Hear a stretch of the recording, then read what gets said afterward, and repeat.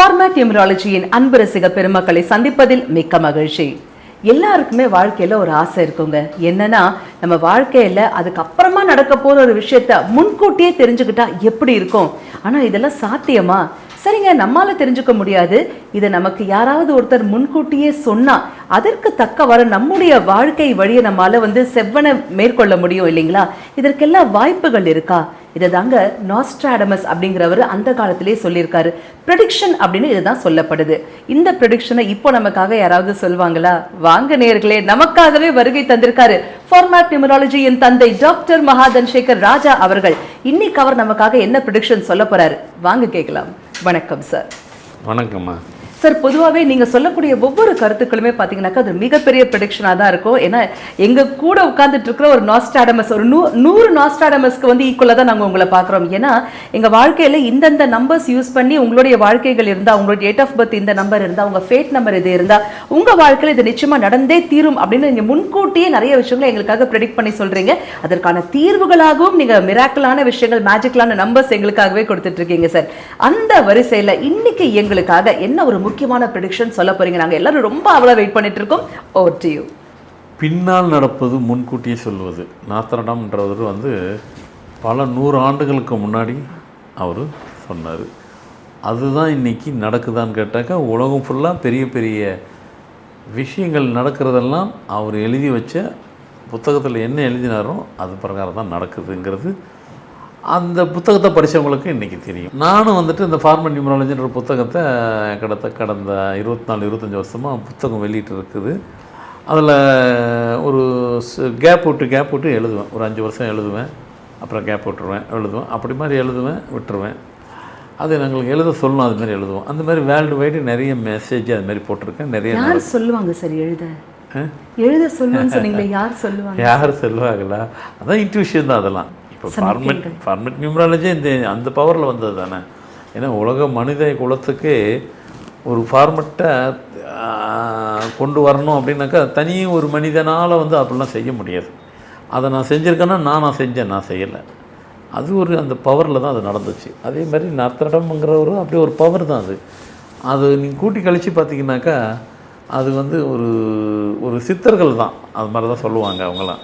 நான் அதுக்காக என்ன சித்தர்னு சொல்லிக்கலாம், அவரை சித்தர்னு தான் சொன்னேன். நாங்கள் சொல்லுவோம் சார் நிச்சயமாக. ஏன்னா நிறைய ப்ரெடிக்ஷன்ஸ் நீங்கள் எங்களுக்காகவே கொடுத்துட்ருக்கீங்க ஒரு வீடியோஸ்லேயும். ஆமாம், அப்படி நடக்கும்போது அப்படி சொல்லும்போது நிறைய விஷயங்கள் நான் சொல்லப்பட்டதெல்லாம் அது மாதிரி தான் நடந்திருக்கு. இப்போ சொல்ல போகிறது பழசு நடந்தது நான் சொல்லி இப்போது ரிப்பீட் பண்ணுறது டயத்தை பண்ணுறத விட இப்போ நடக்க போகிறத சொல்கிறது இன்னும் கொஞ்சம் இன்ட்ரெஸ்டிங்காக இருக்கும்.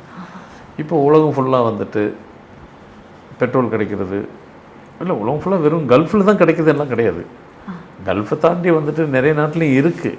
இப்போது கல்ஃபில் தான் கச்சா எண்ணெய் கிடைக்குது, அந்த பெட்ரோல் டீசலுக்கு உண்டான அந்த உண்டான எண்ணெய் கிடைக்குது அப்படிங்கிறதெல்லாம் இல்லை. இந்தியாவிலையும் கிடைக்குது. நரிமன்ற ஒரு இடத்துல அந்த பாயிண்டில், நரிமன் பாயிண்டில் இருக்குது. அப்புறம் நம்ம மயிலாடுதுறை நாகப்பட்டினத்துக்கு போகிறோம் இல்லையா, இப்பவுமே கிடச்சிட்ருக்கு, எடுத்துகிட்ருக்குறோம். உண்மையை இன்னும் சொல்லப்போனால் இப்போ நமக்கு 100% கச்சா எண்ணெய் வேணும்னாக்கா நம்ம வாங்குறது 100% வெளியே வாங்கலை. நம்ம அதில் ஒரு பர்சன்டேஜ் நம்ம ஓனாகவே நம்மக்கிட்டே கிடைக்கிது. ஒன்று. செகண்டரி, அந்த கச்சா எண்ணெயோடு சில ஆயில் அதையும் நீங்கள் மிக்ஸ் பண்ணால் தான் அந்த மாதிரி வரும். அதெல்லாம் நம்மக்கிட்ட கிடைக்கிது. ரஷ்யாலேயும் இருக்குது, அவங்களும் நிறைய கிடைக்கிது. அர்ஜென்டினாங்கிற நாட்டிலும் கிடைக்கிது, அமெரிக்காலேயும் கிடைக்கிது. இப்படி இப்போ இன்னொரு நாடு இருக்குது, முஸ்லீம் நாடு, அவர்கிட்டையும் அங்கேயும் இருக்குது. அது மாதிரி பரவலாக இருக்குது. கல்ஃபுங்கிறது ஒரு பெரிய கூட்டமைப்பு இருக்குது, நிறைய நாடு பக்கத்தில் இருக்குது. அதனால் அதை சொல்ல வேண்டியதாக இருக்குது. மற்றெல்லாம் அதுக்கு தள்ளி இருக்குது, அங்கெல்லாம் கிடைக்குது. ஒரு 20 வருஷத்துக்கு குறைவு இல்லாமல் வேணா, 1 வருஷம் 2 வருஷம் 3 வருஷம் இருக்கலாம், 18 வருஷமாக இருக்கலாம், 22 வருஷம் கூட இருக்கலாம். அந்த கச்சா எண்ணெய் பெட்ரோல்னால் அடுத்ததாக கிடைக்க போகிறது இந்தியாவாக தான் இருக்கும். இந்தியாவிலையா சார்? இந்தியா தான் இருக்கும் பெருமளவில். இது அங்கே கல்ஃபில் இருக்கிறவங்களுக்கு தெரியும். அதாவது இந்தியாவில் கிடைக்குதா இல்லையாங்கிறது தெரியாது, அவங்க நாட்டில் இனிமேல் இருக்காதுன்றது தெரியும். அதனால தான் அவங்க நாட்டினுடைய கட்டமைப்பை மாற்றிக்கிறாங்க. இப்போ துபாயெலாம் இருக்குதுன்னு பார்த்தீங்கன்னா, துபாய் எப்படி இருக்குது? அப்படியே இருக்குது. அவங்க ஃபுல்லாக இன்டர்நேஷ்னல் லெவலில் பிஸ்னஸை கொண்டு போயிட்டாங்க. எல்லாருமே அந்த கல்ஃபில் இருக்கிறவங்க எல்லாமே அதை நோக்கி தான் போகிறாங்க. ஏன்னா அடுத்து இவ்வளோ இருக்காது, அது முடிஞ்ச வரைக்கும் எவ்வளோ சம்பாரிச்சிட்டு தொழிலில் மாற்றிக்கலாம் அப்படின்ட்டு எல்லாம் அது அவங்களுக்கு தெரியும். அவங்களுடைய இது அவங்களுக்கு தெரியும் தானே. பெரும்பாலும் கட்டட அமைப்பில் நோக்கி போகிறாங்க. அது மாதிரி கன்ஸ்ட்ரக்ஷனில் போயிட்டு அது டூரிசம் பிளேஸாக மாற்றிட்டு வராங்க. வேறு என்னென்னமோ பண்ணிகிட்டு இருக்காங்க, வேறு தொழிலெலாம் பண்ணுறாங்க. பிஸ்னஸ் வேறு லெவல்லாம் கொண்டு போகிறாங்க.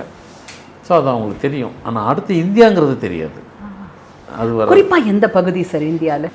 குறிப்பாக இந்தியாவில் வந்து தமிழ்நாடு வரும், கண்டிப்பாக உண்டு. தமிழ்நாடு வரும், இல்லை வெறும் தமிழ்நாடு மட்டும் இல்லை, தமிழ்நாடு வரும். தமிழ்நாட்டில் சுற்றி அடுத்து இல்லை அவ்வளோதான் நம்ம இண்டிகேஷன் கொடுக்கணும். தமிழ்நாடு வரும், நார்த்தில் வரும். நார்த்தில் நிறைய ஃபுல்லாக இருக்கும். ஒரு ஒரு ஒரு ஒரு 45% தமிழ்நாடு இருக்கும், 55% நார்த்தில் இருக்கும், 100%. அப்போது உலகமே வந்து இங்கே தான் வந்து பிஸ்னஸ் பண்ணணும், இந்தியாவில் தான் வந்து ஷேக் நாம தான் சார். அடுத்த ஷேக் எல்லாமே ட்ரெஸ்ஸை மாற்றிட வேண்டியதுதான் நம்மளும். இல்லை நடக்கும் அது. சரி, எல்லாமே சேஞ்ச் தானே. அப்புறம் பார்த்தீங்கன்னா இதுக்கு இப்படி சொல்கிறேன், இன்னொரு 100 வருஷம் அந்த அப்போ கொஞ்சம் முன்ன பின்ன இருக்கலாம், இந்தியாவே குளிர் நாடாக மாறிடும். இப்போ குளிர் நாடு இருக்கிற யூரோப்பியன்லாம் நம்ம நாடு மாதிரி ஆயிரும். அதெல்லாம் சேஞ்ச் தான், நடந்து தான் ஆகும். அதுவும் நடக்கும். ஆனால் ரொம்ப வருஷமாக இந்தியா இப்படி தானே சார் இருக்குது. எப்படி நீங்கள் 100 வருஷத்தில் போன 100 வருஷத்தில் அது அந்த மாதிரி இல்லையே. இனிமேல் அடுத்த கட்டத்தை தான் நோக்கி போகிறோம். பல 100 வருஷம், ஒரு 100 இல்லை, பல 100 வருஷம் கழிச்சு நடக்க போகுது. இன்னும் ஒரு 100ன்றது கொஞ்சம் முன்ன பின்ன கூட இருக்கும், மாறும். அப்படியே சக்கரம் மாறும் இல்லையா, அந்த இந்த உலக சக்கரம் சுற்றும் போது அது மாறும். அப்போ இங்கே மாறும்போது அங்கே மாறி தான் ஆகும். ஏன் இப்படி எடுத்துங்களேன், இப்போது பெங்களூரில் நீங்கள் ஒரு 40 வருஷத்துக்கு முன்னாடிலாம் போனீங்கன்னாக்கா பெங்களூர் ஊட்டி மாதிரி தான் இருந்துச்சு. உடனே அவங்க சொல்லுவாங்க இல்லை இண்டஸ்ட்ரியல் நிறைய வந்துருச்சு அதனால் இல்லைன்னுவாங்க. இண்டஸ்ட்ரியலுக்கு அதுக்கு என்ன இருக்குது, இப்போ நார்மலாக தான் இருக்காங்க. இருக்குது, மைல்டாக இருக்குது, பெருசெல்லாம் இல்லை. இருந்தாலும் கொஞ்சம் ஈவினிங் நேரம் போனீங்கன்னாக்கா ஹெவியாக இருக்கும். அந்த வின்டர் சீசனில் போனோன்னா டூ ஹெவியாக இருக்கும். அதை சொல்கிறேன். அது மாதிரி அதெல்லாம் மாறும் அது. ஆனால் சப்ஜெக்ட் என்னென்னாக்கா 100 வருஷம் கழிச்சு யூரோப்பியன் இந்தியா குளிர் நாடு ஆயிடுது, யூரோப்பியன் அப்படி ஆயிடுதுங்கிறத விட இங்கே வந்து கிடச்சா என்ன கிடச்சிரும். அந்த பெட்ரோல் இதெல்லாம் இங்கே தான் எல்லாம் வரும், உலகமே இங்கே சுற்றி வரும். இந்தியா கல்ஃப் நாடு மாதிரி மிகப்பெரிய பண்ணாங்க. எல்லார் பாக்கெட்டில் காசு நிறைய இருக்கும், எல்லார் வீட்டில் காசு நிறைய வந்துடும், நம்மளும் பெரிய ஆள் ஆயிரும். அதெல்லாம் நடக்கும். ரொம்ப இப்போ 20-22 வருஷங்கிறது ரொம்ப இல்லை, அது 18 வருஷமாக கூட ஆகலாம். ஆனால் இப்போ நம்ம இதெல்லாம் சொல்கிறதுனுடைய நோக்கம் என்னன்னாக்கா, அரசாங்கம் அதை வந்து ஆராய்ச்சி பண்ணலாம். இப்போ டைனோசர் ஒரு ஒரு அனிமல் இருந்தது. டைனோசருங்கிற அனிமல் வந்துட்டு யார் சொன்னாலும் சினிமாவில் உள்ளவங்க தான் சொன்னார். சினிமாவில் சொன்னதுக்கப்புறம் தான் ஆராய்ச்சி பண்ணாங்க. அந்த அகல் ஆராய்ச்சி பண்ணும்போது அதில் கிடச்சிது, ஆமாம் உண்மை தான், கரெக்ட், அப்படி ஒரு அனிமல்ஸ் அதெல்லாம் சொல்லலாம். இப்போ நாம் சொல்லும்போது ஏன் அது அவங்க ஆராய்ச்சி பண்ணால் அது கிடைக்கலாம். இன்னும் இப்போ ஏற்கனவே இருக்குது, இன்னும் டீப்பாக போகலாம். டீப்பாக போகும்போது இருக்கும், அதெல்லாம் இல்லாமல் இல்லை, பண்ணிக்கிட்டு தான் இருப்பாங்க. ஆராய்ச்சின்னு ஒரு டிபார்ட்மெண்ட்டு நம்மளதில் இருக்கும் இல்லையா, அந்த டிபார்ட்மெண்ட்டில் போய் பார்த்தாக்கா அது பண்ணிக்கிட்டே இருக்கும், கொஞ்சம் ஃபாஸ்ட்டாக பண்ணுவாங்க. ரைட், இப்போ அது நடக்கும். அடுத்து இந்த வார் ஏன் நடக்குது, கல்ஃப் வார், நான் அரசியல் ரீதியாக சொல்ல மாட்டேன், எல்லாருக்கும் தெரிஞ்ச ஒரு விஷயம் அது இல்லைங்களா. ஏன்னா ஆமாம், அரசியல் ரீதியாக சொல்லலை. ஏன்னா அரசியல் ரீதியாக எல்லாரும் சொல்கிறாங்க, அது சொல்லிட்டு போட்டோம். நாம் வந்துட்டு அவுட் ஆஃப் அரசியலில் தான் சொல்ல போகிறோம். அரசியல் ரீதியாக நடக்கலை, அது வேறு என்னவா காரணமாக இருக்கும் அப்படின்னு பார்த்தீங்கன்னாக்கா, பொதுவாக வந்துட்டு இந்த கேட் ஃபேமிலிங்கிறது சீட்டா, புலி, சிங்கம் இதெல்லாம் கேட் ஃபேமிலி.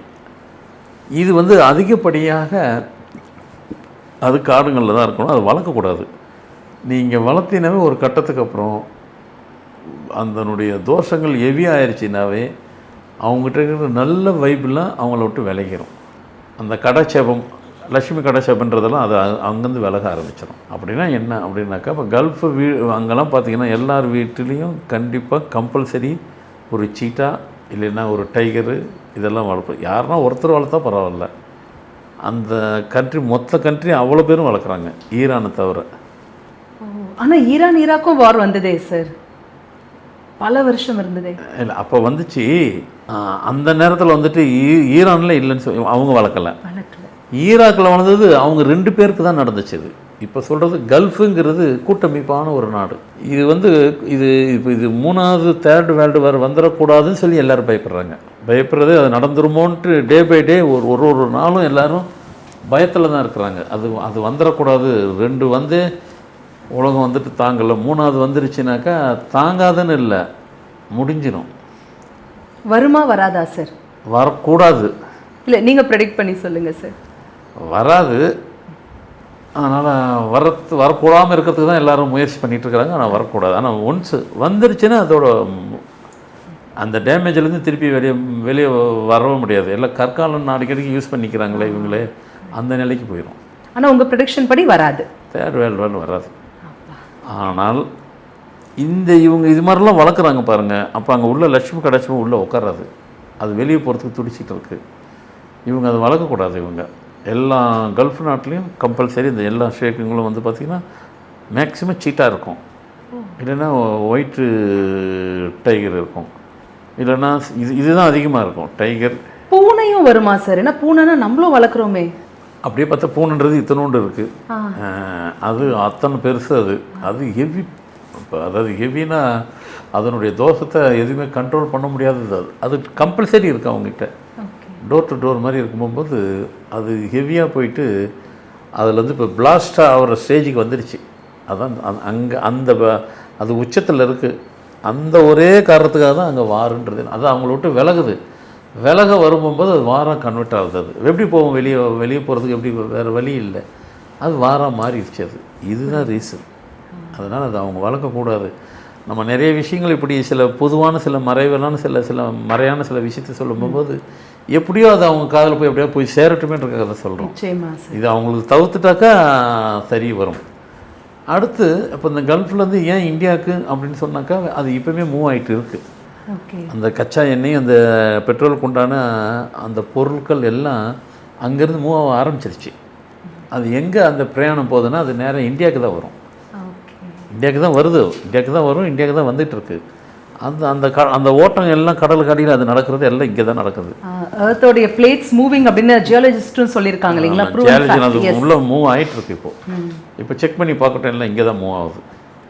ஆனால் அவங்களுக்கு தெரியும் அவ்வளோதான், நம்மக்கிட்ட அது ஸ்டாக் இருக்குது, அவ்வளோதான், அங்கேருந்து உற்பத்தி ஆகும். இப்போ ஒரு கிணறு வச்சுருக்குறோம், இந்த கிணறுல இவ்வளோ தான் தண்ணி இருக்குது, இனிமேல் வராதுன்னு நம்ம சொல்கிறோமா இல்லையா? அங்கேயும் அதே கிணறு தான். இது தண்ணி கிணறு, அது எண்ணெய் கிணறு. அவங்களுக்கு கிணறு தானே சொல்கிறாங்க, எண்ணெய் கிணறு தான் சொல்கிறாங்க. ரெண்டும் ஒன்று தானே, அவ்வளோதான் அது. ஸோ அடுத்து இந்தியா அதனோட அடுத்த நோக்கி வருது. நாம் எல்லாம் ஜாலியாக இருக்கலாம், ஆனால் 20-22 வருஷம் வெயிட் பண்ணுங்கள். ஸோ இன்றைக்கி அப்போ அடுத்து அவங்க அதை பண்ணாமல் இருந்தாங்கனாக்கா அது நல்லது. அது வளர்க்குறத அவாய்ட் பண்ணிட்டாக்கா அந்த ஒரு காரணத்துக்காகவே தான் வார் நடக்குது. ஏன்னா அது வெளியே வருது. இது அந்த தோஷத்தில் உச்சம் வெளியே வரும்போது இவங்க அந்த லட்சுமி கடாட்சம் அவங்க வீட்டில் தங்குறதுக்கு ரெடி இல்லை. அதனால் வந்துட்டு அது ஏதோ ஒரு ரூபத்தில் வந்து அந்த பிளாஸ்ட் ஆகுது. ஏதோ ஒரு ரூபன்ற பேரில் அது வாருங்கிற பேரில் வருது. அதுதான் ரீசன். இதுதான் ஃபஸ்ட்டு ரீசன். மீதி இவங்க அரசியல் ரீதியாக 1000 காரணம் சொல்லுவாங்க. அது அரசியல் ரீதியாக எல்லாத்துக்கும் எல்லாம் ஒரு நாடு இருந்தாக்கா பக்கத்து நாடோட பிரச்சனை இருக்கும், ஒரு வீடு இருந்தால் பக்கத்து வீடுகளில் பிரச்சனை இருக்குது இல்லையா? வீட்டுக்குள்ளேயே பிரச்சனை வருது. வீட்டில் ஒரு அப்பார்ட்மெண்ட்ஸ் இருந்துனாக்கா புலி, சிங்கம்லாம் கம்மியாக தான் இருக்கும். அதிகப்படி சீட்டா தான் அவங்கக்கிட்ட. Door to door cheetah, tiger. அது ஒயிட் டைகர். இந்த டைகரில் ஒயிட் டைகர், எந்த டைகர் வச்சாலும் தோஷம் தான். அதனால் அதை கொஞ்சம் அவங்க அவாய்ட் பண்ணிட்டாக்கா ரொம்ப நல்லாயிருக்கும். ஸோ அதனால் இப்போ இந்த ஒரு 2 பாயிண்ட்டை கொடுத்துட்டேன். அடுத்து இன்னும் ஒரு ப்ரிடிக்ஷன் சொல்கிறதுக்கு பேரில் இனி வந்து இது நடக்க ஆரம்பிச்சிடும் இன்னும் கொஞ்சம் வருஷத்துலே. உலகம் ஃபுல்லாகவே பார்த்திங்கனாக்கா ஆட்சி இனிமேல் யார் கையில் இருக்குன்னு பார்த்திங்கனாக்கா இளைஞர் கையில் தான் இருக்கும். இளைஞர் கையில். உலகம் ஃபுல்லாக பார்த்திங்கனாக்கா இனி இளைஞர் கையில் தான் ஆட்சி போயிடும். 40 வயசு கூட தாண்டாது, அதுக்கு முன்னே இருக்கிற வயசுலேயே போயிடும். புதுசாக உள்ளே வந்துட்டு, அதாவது அரசியலில் பல வருஷமாக அரசியலில் இருந்தோம், எத்தனை வருஷம் இருந்தோம், எல்லாம் முடிஞ்சிடும். அந்த அத்தியாயம் முடிஞ்சிடும். புது அத்தியாயம். உலகம் ஃபுல்லாக பார்த்திங்கன்னா யங்ஸ்டர் உள்ளே வந்துடுவாங்க. யங்ஸ்டர் உள்ளே வந்துட்டு ஆட்சியை பிடிச்சிருவாங்க. ஒரு புரட்சி பண்ணி தான் ஆட்சியை பிடிப்பாங்க. உலகம் ஃபுல்லாக நடக்கும். அது ஃபுல்லாக ஒரு ரெவல்யூஷன் நடக்கும். வேர்ல்டு ஃபுல்லாக நடக்கும். ஒரு நாட்டிலும் புதுசாக நடக்கும். வெகு விரைவில் அது ஸ்டார்ட் ஆகிடும். இந்தியாவில் சார் உலகம் ஃபுல்லாக எப்படியும் இந்த சமாச்சாரம் ஒரு 10 வருஷத்துலேருந்து அது துவங்க ஆரம்பிச்சிடும். இப்போ இல்லை, ஒரு 10 வருஷத்தில் முன்ன பின்ன இருக்கும். உடனே வந்து அதை துவங்க ஆரம்பிச்சிடும். உலகம் ஃபுல்லாக ஒரு கண்ட்ரியாக நடக்கும். கேட்குறதுக்கு அதிசயமாக ஆச்சரியமாக இருக்கும். இன்னும் இப்படி உலகம் ஃபுல்லாக நடக்குது அப்படின்ட்டு. அது நடக்கும். அதை எல்லோரும் பார்க்க போகிறீங்க. எல்லோரும் அதை வந்து அந்த அதிசயம் நடக்க தான் போகுது. யங்ஸ்டர் கையில் தான் உலகமே இருக்க போகுது. அது அடுத்த ஜென்ரேஷனுக்கு உண்டான மூவ் அது. ஸோ மொத்தத்தில் நிறைய சொல்லலாம். ஏன்னா நமக்கு நேரம் கம்மி தானே, அந்த குறைஞ்ச நேரத்தில் இவ்வளோ சொல்லியிருக்குது. நடுவில் அதையும் சொல்கிறோம். இன்னும் நிறைய அதிசயத்தக்க இதை வந்து நேரத்தில் மாதிரி நம்மளும் சொல்ல போகிறோம். எல்லாத்துக்கும் யூஸ்ஃபுல்லாக இருக்கும்னு நினைக்கிறேன். சரி. நிச்சயமா சார். யங்ஸ்டர்ஸ் கையில தான் வந்து துடிப்புகள் அதிகமா இருக்கும் அப்படின்னு சொல்லுவாங்க. ஸோ அவங்க கையில ஆட்சியை ஒப்படைத்து பெரியவங்க அவங்களுக்கு மிகப்பெரிய ஒரு அட்வைசரா, மிகப்பெரிய ஒரு பேக் போனா இருந்து செயல்பட்டால் இந்த உலகமே ரொம்ப சுபிக்ஷமா இருக்கும். அதே மாதிரி மறந்துடாதீங்க, வைல்ட் அனிமல்ஸா இருந்தாலும் சரி, டொமஸ்டிக் அனிமல்ஸா இருந்தாலும் சரி, அது ஒரு குறுகிய ஒரு கூண்டுக்குள்ள போட்டு வளர்க்காம, நம்மள ஒரு கூண்டுக்குள்ள போட்டு உட்கார வச்சா எவ்வளவு கஷ்டமா இருக்கும் இல்லைங்களா சார்? அந்த மாதிரி வைக்காம அவங்களையும் ஃப்ரீயா விடுங்க, இந்த உலகமே சந்தோஷமயமாகும் இல்லைங்களா? அற்புதமான ப்ரெடிக்ஷன்ஸ் எங்களுக்காகவே கொடுத்தீங்க சார். குறிப்பாக இன்னும் கொஞ்ச நாள்ல, கொஞ்ச வருடங்கள்ல பாத்தீங்கன்னாக்க என்டையர் அந்த ஆயிலோடைய மிகப்பெரிய ப்ரொடியூசரா நம்ம இந்தியா இருக்க போகுது அப்படின்னு சொல்லியிருக்காங்க. கேட்கவே ரொம்ப சந்தோஷமா இருக்கு. கொடான கொடி அன்பு நெஞ்சங்கள் அனைவர் சார்பாகவும் மனமார்ந்த நன்றிகள் சார். என்னங்க எவ்வளவு சூப்பரான ப்ரெடிக்ஷன்ஸ் நம்ம சார் நமக்காகவே கொடுத்தாரு இல்லையா? அடுத்த எபிசோட்ல பிபி பத்தி நம்ம பேசிட்டோங்க. ஆனா பிபி இருக்கே, அது என்னென்ன பிரச்சனை கொடுக்க போகுது, அதற்கான சொல்யூஷன் என்ன, நம்ம அடுத்த எபிசோட்ல நிறைய இதை பத்தி பேசலாம். சார் கிட்ட கேட்டு நிறைய விளக்கங்கள் தெரிஞ்சுக்கலாம். எங்கேயும் போயிடாதீங்க. மறக்காம நம்ம ஃபார்மேட் நியூமராலஜி யூடியூப் சேனலை லைக் பண்ணுங்க, ஷேர் பண்ணுங்க, சப்ஸ்கிரைப் பண்ணுங்க, பெல் பட்டனை கிளிக் பண்ணுங்க. மீண்டும் சந்திப்போம். அதுவரை நன்றி, வணக்கம்.